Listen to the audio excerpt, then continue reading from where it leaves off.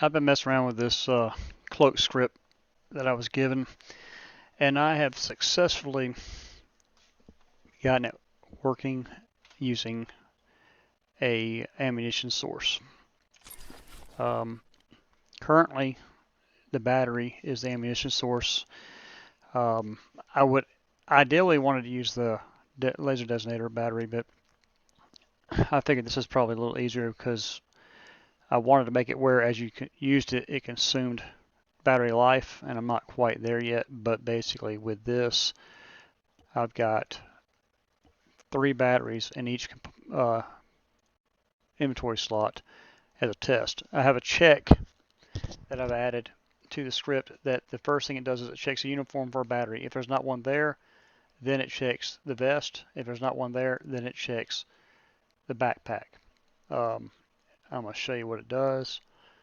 So basically, you activate it, and then when the cloak stops, which if you deactivate it, it will consume. Overall, I'd like to make it where battery life, the battery would last somehow where if you have a 40-second usage, just because you turn it off, it doesn't mean you lose battery, but I'm not quite there yet. But when I deactivate it,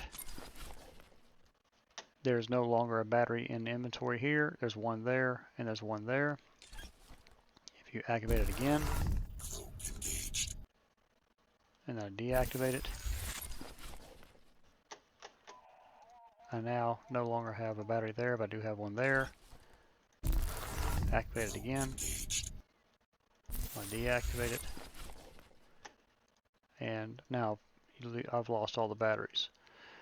I might try putting a counter in there. That might be the best way to do it, where every time you use it, it counts, and then when it deletes the battery, it resets the counter. So you might have 5 cycles before it consumes a battery. But so far, that's what I have with the script in terms of consumption. Let me restart it real quick. I want to test one more thing I'm curious about while I'm testing. I'll put all the batteries. Well, I would if I had room.